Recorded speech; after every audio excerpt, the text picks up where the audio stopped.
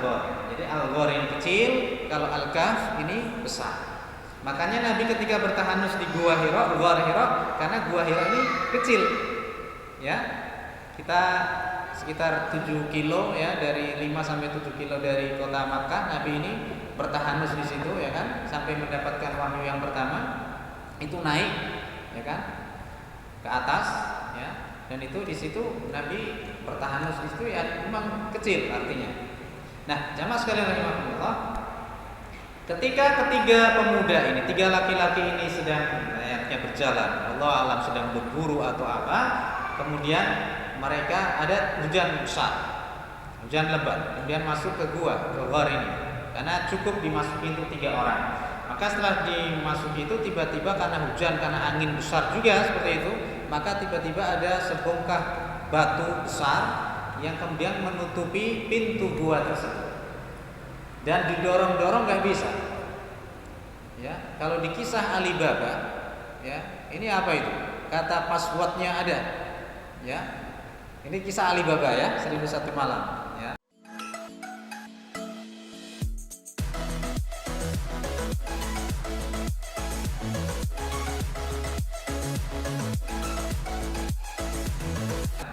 Dari Persia itu zaman apa namanya, Harun Al-Abbasiyah, yang meskipun kisah ini banyak cerita tahayulnya ya, khurafatnya ya kan, karena cerita-cerita yang tidak dimasuk akal. Tapi jangan ini apa, 1001 malam ini termasuk karya yang banyak digemari oleh diterjemahkan ke banyak bahasa gitu. Tapi kalau untuk hiburan saja fadhol, tapi jangan diyakini ini satu, karena banyak cerita tahayulnya dan khurafat itu. Jadi kan ada ceritanya Alibaba masuk, ini ada passwordnya, ini nanti kalau pintu gua nutup nanti kamu bilang apa gitu kan. Nah, ternyata kakaknya Qasim ini masuk gua, pintunya tutup, cari emas, ingin bawa semuanya, lupa passwordnya. Bahkan akhirnya 40 penyamun ini yang membuka, kemudian memenggal kepalanya si Qasim, kakaknya si Alibaba, ya kan? Ya, kalau penasaran bisa lihat di YouTube gitu kan. Bisa di kartun gitu kan ya. Nah, jamaah sekalian rahimakumullah, ini kisah nyata, bukan kisah Alibaba yang itu kisah fiktif. Kalau yang disampaikan Nabi ini kisah nyata. Ada 3 orang masuk ke gua, tertutup oleh batu yang besar. Kemudian ketiga orang ini mendorong-dorong ini batu yang sangat besar, nggak kuat. Karena murni batu. Karena gunung di Arab, gua ini semua batu, ya. Jadi di Indonesia masih ada unsur tanah-tanah, mereka enggak. Di sana enggak, batu keras. Sehingga didorong enggak kuat, ya.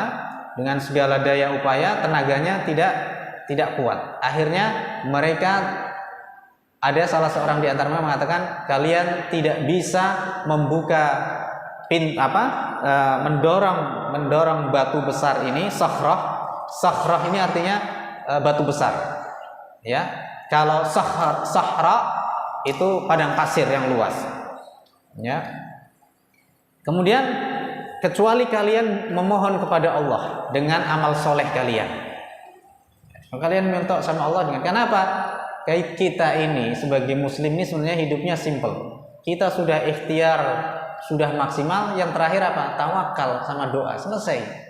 Urusan itu Allah. Kalau dapat itu Allah takdirkan dapat, kalau tidak berarti Allah takdirkan tidak dapat. Bisa dapat ganti yang lain. Selesai. Simple sebenarnya, ya kan? Cuman kadang kita ini yang memaksakan diri dengan ego kita, dengan keinginan kita, sehingga seakan-akan memaksa Allah, ya kan? Sehingga apa yang terjadi? Tidak sesuai dengan harapan, sehingga dia menyalahkan takdir yang sudah digariskan oleh Allah Subhanahu wa taala. Jadi kekuatan terakhir apa? Sudah tawakal, doa. Sudah stay. Ad-du'a'u silahul mu'min. Doa itu adalah senjata pamungkasnya bagi orang yang beriman. Sehingga ya wis ora iso kaiki, ya wis donga bae. Donga sing mumut, ya kan? Akhirnya apa? Salah seorang di antara mereka ini berdoa. Ya, artinya yang orang pertama, qalal awal, seorang dari mereka berkata, Ya Allah, saya mempunyai 2 orang tua yang sudah tua, ya, yang sudah lanjut usianya. Saya tidak pernah memberi minum kepadanya. Jadi al-ghabuk ini minuman di waktu petang sebelum tidur, al-ghabuk. Jadi ada baiknya kita ini sebelum tidur ini apa? Minum, ya, minum air putih, nah, seperti itu, atau minum susu, ya kan? Kemudian apa? Jangan lupa diikuti dengan air putih, ya. Artinya ini minum air sebelum tidur. Ini baik, ya baik. Nanti bangun tidur apa? Minum lagi air hangat, ya kan? Kemudian jangan kumur, jangan apa, dilek sekalian dengan liurnya, ya. Baru setelah itu buang air kecil, wudhu, sholat malam, insya Allah sehat, ya. Ya, wajah pun juga sumringah, ya, wajah cerah, ceria, ya kan? Seperti wajahnya Ustaz Eko, ya. Jadi seperti itu. Saya mempunyai 2 orang tua yang sudah tua renta. Saya nggak berani minum kecuali orang tua saya harus minum dulu, ya. Kemudian waktu itu suatu ketika dan saya harus memberi minum orang tua saya dulu daripada istri dan anak saya. Saya ke orang tua dulu, baru setelah itu saya kasihkan istri dan anak. Itu baktinya seorang anak kepada orang tuanya. Makanya saya ulang berkali-kali, ada seorang anak laki-laki. Umpamanya ada seorang laki-laki meninggal dunia. Dia meninggalkan istri dan meninggalkan anak dan meninggalkan seorang ibu atau ayah. Maka bagian istrinya adalah 1/6 anaknya. Itu nanti kalau laki-laki dapat asobah, kalau perempuan kalau sendirian dapat setengah, kalau ada saudara laki-lakinya ikut dengan laki-lakinya dibagi, artinya laki-laki mendapat jatah 2 kali lipat daripada yang perempuan. Ibunya kalau masih hidup mendapatkan bagian berapa? Istrinya dapat 1/8, ibunya dapat 1/6 karena ada anak. Maka di sini bagian ibu kandung ternyata lebih besar daripada istrinya. Kalau dia punya anak, istrinya dapat 1/8, ibunya dapat 1/6. Kalau nggak punya anak, istrinya dapat 1/4, ibunya dapat 1/3. Maka saya sampaikan berkali-kali, kewajiban seorang laki-laki meskipun dia sudah menikah, punya anak istri, tetap jangan lupakan bagian ibunya. Kalau kau meninggal pun warisanmu yang kau berikan kepada ibumu itu jauh lebih banyak dibandingkan dengan istrimu. Logikanya seperti itu. Maka anak ini, pemuda ini, dia berbakti kepada kedua orang tuanya. Dia nggak biasanya memberi minuman susu kepada orang tuanya sebelum tidur. Ya, memberikan minuman. Dia perah itu susunya, itu kambingnya ini dia perah sendiri. Nah, suatu ketika dia ini lupa. Ya, waktu itu dia sedang mencari kayu, ya, ke hutan. Kemudian dia pulangnya kemalaman. Sehingga ketika sampai di rumah orang tuanya sudah tertidur dan belum minum. Lalu dia nggak berani memberikan minuman itu kepada anak dan istrinya sebelum orang tuanya, tapi nggak mau membangunkan orang tuanya. Seperti kisah sahabat Abu Bakar ketika disengat disengat ular, ya, di gua Thur ketika hijrah bersama Nabi. Abu Bakar ini hanya meringis kesakitan sampai menangis. Rasulullah tidur di pangkuan beliau sampai Rasulullah ini terbangun. Abu Bakar ini gemetar, ini kan keluar keringat, kemudian menangis. Kenapa kau tidak membangunkan? Dikisahkan itu karena saya tidak berani membangunkanmu wahai Rasulullah. Ya kan? Betapa sahabat yang satu ini sangat setia sekali kepada baginda Rasulullah Shallallahu Alaihi Wasallam. Sehingga apa jamaah sekalian rahimakumullah, ini anak pemuda ini dia tidak berani membangunkan kedua orang tuanya, padahal ini minuman ini sudah dituangkan ke dalam qidah. Qidah ini maksudnya gelas.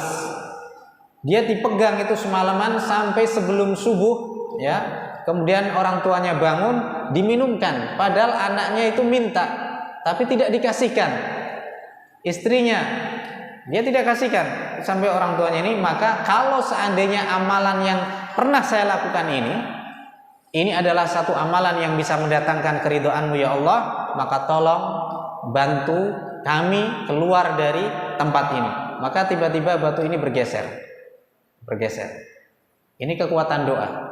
Yang geser siapa? Yang jelas Allah memerintahkan kepada makhluknya untuk menggeser. Ya. Imma malaikah, ya kan? Digeser. tapi gesernya baru sepertiga, nggak bisa keluar. Kenapa? Ini ghar, ingat ghar, ini gua kecil.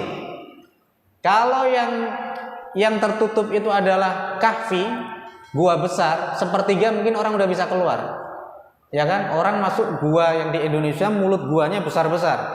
Batunya geser sepertiga, wis iso metu, Pak. Ya soalnya apa? Mulut guanya udah besar. Ini ghar. Jadi orang baru keluar mungkin kepalanya, aduh ini nggak bisa, ya kan? Terus badannya nggak keluar, ya kan? Akhirnya yang kedua minta lagi, ya Allah. Yang kedua, orang kedua mengatakan apa? Yang lain berkata, ya Allah, saya sesungguhnya saya mempunyai seorang anak paman wanita, maksudnya sepupu. Saya punya sepupu wanita. Dari dulu saya naksir, cantiknya luar biasa. Sebagaimana seorang laki-laki menyukai wanita. Dan saya berhasrat sekali untuk bisa dengan dia, artinya bisa menikah dengannya, atau kalaupun tidak bisa menikah, saya bisa berzina dengan wanita itu. Terlalu terobsesi. Ya, ini laki-laki kalau udah terobsesi ini bahaya, ya kan?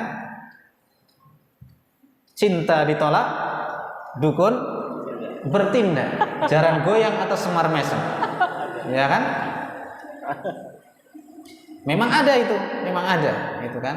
Ada ajian-ajian itu banyak sekali. Bahkan yang dicampur dengan ayat dengan itu ada. Ya ada. Kamu pingin ini sama orang itu biar suka ini, biar kamu mimpi sama orang itu ada. Tapi yang jelas itu semuanya adalah jin, ya. Jin yang yang mengganggu seperti itu. Nah, setelah itu saya terobsesi dengan wanita itu, kata lelaki ini. Sehingga saya berkeinginan untuk bisa mendapatkan tubuhnya, maaf, ya kan? Maka suatu ketika saya mengajak, dia menolak, ya, karena dia nggak suka, artinya cinta saya ditolak, ya. Untuk saya ajak menikah nggak mau, tapi saya nggak rela kalau dia menikah dengan laki-laki lain, ya kan? Maka apapun yang kamu minta saya berikan. Suatu ketika datanglah satu masa, tahun dari sekian tahun, keluarganya ini mendapatkan musibah finansial, artinya dia nggak punya duit. Akhirnya kalau dia nggak punya duit ini, kalau nggak dapat bantuan orang, dia nggak bisa makan, nggak bisa melanjutkan hidupnya. Maka si pemuda ini membantu kepada sepupu wanitanya ini, anak pamannya ini, dengan 120 dinar. Kita kalikan 4 juta kurang lebih. Berapa? 400, ya taruhlah kira-kira 450 juta, hampir setengah M. Nih, setengah M saya kasih ke kamu. Tapi syaratnya kamu harus nurutin keinginan saya. Ya, maaf, kamu harus tidur dengan saya. Wanita ini pada awalnya menerima. Ya, kemudian ketika sudah siap, sudah siap untuk melakukan zina tersebut, naudzubillah, maka tiba-tiba disebutkan waqa'atu ala rijlaiha, saya duduk di antara kedua kakinya. Ini bahasa menunjukkan ini sudah, artinya sedikit lagi saya sudah melampiaskan syahwatnya kepada wanita itu. Maka tiba-tiba wanita ini menangis dan mengatakan ittaqillah wa la tafuddal khatam illa bihaqqih. Takutlah kepada Allah, jangan kau buka segel kecuali dengan cara yang betul. Khatam itu artinya segel. Khitamuhu misk wa fi dzalika falyatanafasil mutanafisun. Minuman surga ini tasnim, ini tersegel. Segelnya dengan misik, wangi, ya kan? Dan ini minuman terbaik surga, ya kan? Dan hendaklah orang ini berlomba-lomba untuk mendapatkannya. Wa fi dzalika falyatanafasil mutanafisun. Wala tafuddul khatam. Jangan kau buka segel ini. Maksudnya jangan kau pecahkan kegadisanku kecuali dengan cara yang betul, nikahi, atau dengan cara yang lain. Artinya ya pasti dengan nikah itu, melamar kemudian dia menikah, membayar mahar seperti itu, ada walinya, itu betul. Maka tiba-tiba si lelaki ini bergetar, takutan dia mendengar ittaqillah, takutlah kepada Allah. Ini gemetar dia, ketakutan luar biasa.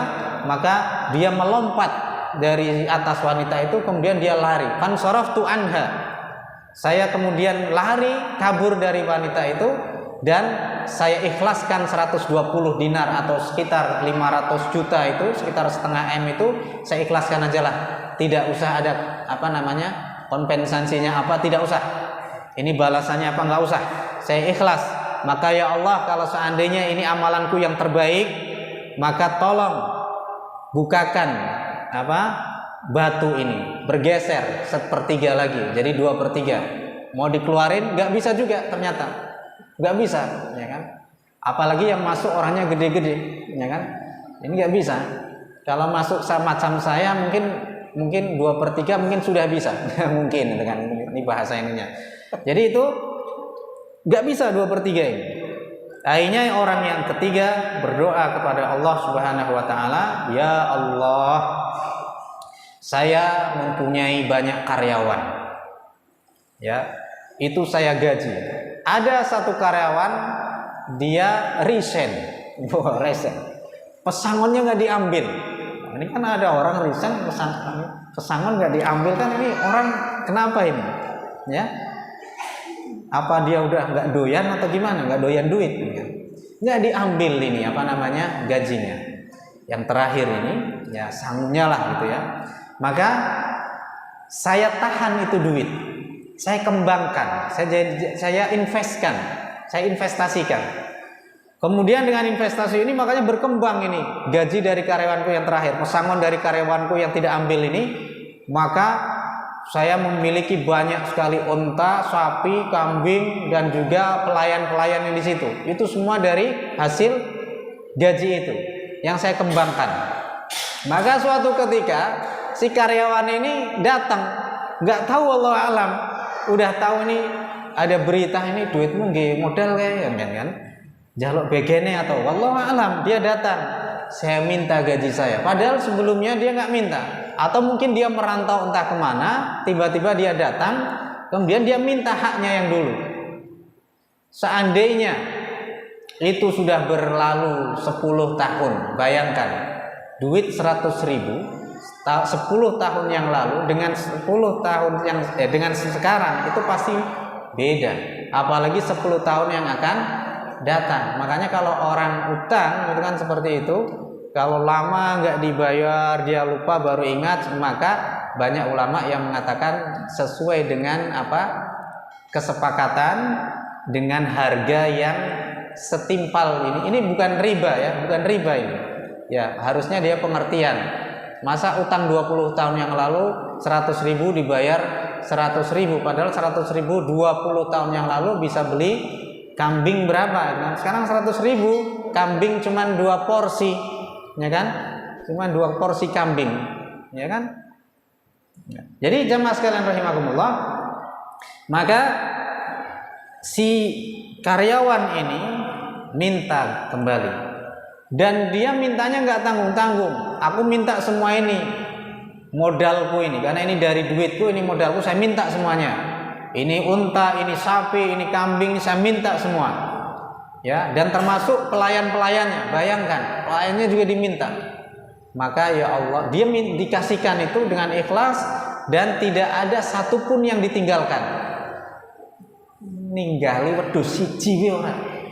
Padahal gara-gara kelalen ora njupuk gaji, wong sing investore, sing ngembangke duwite malah ora dikai persen. Bayangkan, ini orang ya menurut saya, menurut kita, ini orang ya ndablek juga ini. Tapi ini karena menguji keikhlasan orang tersebut, maka ya udah ambil. Bahkan tidak ada satupun satu rupiah pun taruhlah yang dia ambil. Maka akhirnya dia ikhlaskan, ya Allah, kalau seandainya amalanku ini bisa mendatangkan keridhaan-Mu, maka tolong bukakan ini. Maka terbukalah, tinggal sisa sepertiganya, dan akhirnya pintu gua itu terbuka, batunya menggelinding, ya kan? Dan ketiga orang ini yamshun, keluar, berjalan dari gua tersebut. Jamaah sekalian yang dimuliakan oleh Allah Subhanahu wa taala, hadis yang ke-12 ini menunjukkan tentang bolehnya bertawasul dengan amal soleh. Saya punya kisah. Saya bertawasul dengan amal soleh. Ya. sekitar tahun 2006, lagi Jerman Italia semifinal Piala Dunia Jerman 2006. Ya, waktu itu saya masih muda. Meskipun sekarang juga sebenarnya masih terlihat muda. Ya. Jadi waktu itu saya disuruh sama bapak saya, jenguk adikmu yang di Pondok Termas Pacitan. Ini uang bawa, jenguk, ya. Kemudian saya juga dikasih sangu oleh bapak saya tahun 2006. Tepatnya Jerman sama Italia lagi semifinal itulah. Saya ingatnya itu. Jerman kan tuan rumah itu tahun 2006. Ya. Nah, waktu itu saya berangkat sampai di terminal Tirtonadi Solo. Ya, itu waktu saya berangkat Tirtonadi, kemudian saya lanjutkan perjalanan ke Termas Pacitan. Kemudian pulangnya, ya waktu berangkat itu saya masih ingat ada orang tidur di trotoar terminal. Kemudian nggak tahu kenapa saya lagi istirahat juga disamperin sama bapak-bapak. Dia mau ngajak ngobrol, mau basa-basi. Kemudian saya tanya kemana Pak? Mau ke, kalau nggak salah ke Tulung Agung atau mana itu, Jawa Timur. Kemudian basa-basi, kita ngobrol beberapa lama. Kemudian dia cerita, saya itu kehabisan ongkos. Saya bingung mau cari kemana. Saya ini korban tsunami Aceh tahun Desember 2004. Ini saya pulang, saya sudah nggak ada modal lagi. Allahu a'lam dengan kebenarannya. Tapi saya melihat istrinya tidur di emperan, saya nggak tega. Kalau saya lihat laki-laki tidur di emperan, mungkin saya ada agak teganya. Ini perempuan, saya nggak tega, kan? Apalagi kalau ada anak kecilnya, nggak tega ini. Jadi sebagai manusia ini lihat nggak tega, ya kan? Akhirnya dia bilang kayak gitu, saya kasih uang, kira-kira secukupnya untuk ongkos. Saya kasih waktu itu 100.000. Ya, 100.000 itu. 100.000 tahun 2006 kan banyak kan? Jangan salah ini kan. 100.000 2006 kan banyak. Ya kan? Saya kasih saldo udah Pak. Ya, tapi saya kasih syarat, ayo Pak sholat subuh berjamaah. Wah gitu. Dia mau. Ya kan? Dia sholat subuh berjamaah. Setelah itu dia mau kan, dia tetap kasih syaratnya itu sholat subuh berjamaah, tak kasih 100.000. Ini nyembah gitu, matur nuwun itu kan. Wallahu a'lam benar atau tidaknya, tapi saya sudah dicatat oleh Allah, saya ikhlas. 100.000 itu saya kasihkan ke orang itu. Entah itu dia bohong atau jujur, saya sudah ditulis oleh Allah, ya kan?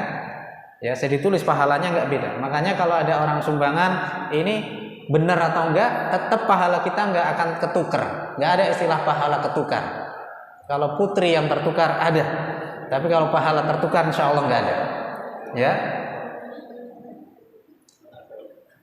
Setelah itu saya ke adik saya di Pondok Termas Pacitan itu, salah satu pondok terbesar di Jawa Timur, yang salah satu pendirinya itu Syekh Mahfud At-Tarmasi, yang mensyarah hasyiahnya Ibnu Hajar Al-Haythami, itu seorang ulama Nusantara yang pernah menjadi mufti di Masjidil Haram sebelum kerajaan Arab Saudi ini berdiri. Mahfud At-Tarmasi, maksudnya Termas Pacitan. Kemudian saya pulang, saya masih ingat sandal saya Kervil kan dulu sandal mewah tuh, ya, ketukar sandal Japit. Ini santri gosok, kan biasanya penyakitnya santri ini kan gosok. Ya. Saya nggak bilang ini pondok ini nggak, maksudnya biasanya santri kan kadang gosok, Pak Merono ora bali meneh. Saya buru-buru saya harus pulang. Akhirnya saya pakai sendal seadanya. Ya tolong sampaikan saya pakai sandal ini. Daripada kata santri, udahlah pakai ini dulu Mas, nggak apa-apa. Oke. Saya pulang, saya transit di Tirtonadi lagi. Ketemu calo, dan calonya ini semi preman, gede-gede, ya. Saya ternyata mau kemana Mas? Ke Pekalongan. Saya turun di Batang. Ya udah bayar sekian, saya kaget. Waktu itu uang sudah tipis. Satu itu uang udah tipis saya. Hanya untuk pas untuk biaya untuk naik bis saja. Ternyata harganya dinaikkan 2 kali lipat. Namanya aja calo. Kan ini bocah cilik kerja baik kan? Ya kan? Akhirnya saya enggak jujur saya enggak, udah duit sudah saya habis. Cuma itu saya. Lah duitnya apa? Lah kue apa? Ning sak apa? HP Sony Ericsson. Waktu itu Sony Ericsson. Harganya 800.000. Waktu itu HP jangan salah, 800.000 HP waktu itu udah poliponik, ya kan? Ya poliponik itu belinya di ITC Roxy Mas, jangan sembarangan ya. HP pusat perbelanjaan HP terbesar se-Indonesia, Roxy, ITC Roxy Mas. Akhirnya saya ini direbut HP saya. Kemudian wis nganggone bayar HP po. Lah itu HP saya mahal, saya bilang gitu. Enggak sebanding gitu kan. Nah ini HP-nya berapa? Ini second kan masih mulus HP ya. Kemudian akhirnya direbut, wis tak enteni nang kene. Tak tak jual ke konter terdekat. Nah dia bilang, "Mas, iki HP-ne HP-ne murah ki." Jadi dia berbohong ke saya, paling dia berbohong, harganya paling cuma 200.000. Bayangkan. Waduh, ini nggih iki duite sampean ke 200.000 wis iki tiket wis Dan waktu duit saya direbut, saya masih ingat uangnya robek 20 ribuan waktu itu. Saya masih ingat. Uangnya sampai robek ujungnya. Dia marah, nendang saya, kena kaki saya. Saya masih ingat itu. Ya, terus akhirnya saya disuruh masuk itu, HP saya udah diminta, saya disuruh naik bis. Gak ada orang yang bantu waktu itu. Waktu itu terus akhirnya saya naik bis. Saya di bis itu saya berdoa sama Allah, ya Allah, jika memang 100.000 yang saya berikan kepada si bapak-bapak tadi kemarin itu, waktu saya berangkat, ini saya mau pulang di tempat yang sama ya Allah, itu bisa berfaedah kepada saya ya Allah, saya ikhlas bisa mengharapkan ridhomu, tolong selamatkan saya. Kalau itu memang harta saya, kembalikan ya Allah. Saya berdoa itu serius saya itu. Ya, serius saya berdoa ya Allah, tolong ya Allah. Kalau memang itu amal soleh itu adalah 100.000 itu, karena belum pernah saya infak waktu itu 100.000 belum pernah. Ya artinya kan mungkin saya waktu itu belum bekerja ya kan. Jadi belum pernah waktu itu karena saya masih kuliah. Akhirnya apa yang terjadi? Tiba-tiba si anak buahnya naik bis, gak lama kemudian jawel saya sudah sempat marah, apa meneh gitu kan. Kayak gitu. Iki HP ini Mas, tolong kayak bosku Pak ngomong karo sampean, sedelok jare. Lah napa meneh wis ya wis lah. Saya bilang itu, duite belekke. Enggak Mas, arep ngomong meneh. Bosnya yang nendang saya itu, gondrong rambutnya. Gendut. Ya saya masih ingat saya. Enggak tinggi sebenarnya, tapi gendut, rambutnya gondrong. Ya. Dari belakang kayak Didi Kempot. Ya. Ya dari belakang yang nanti, tapi ternyata almarhum.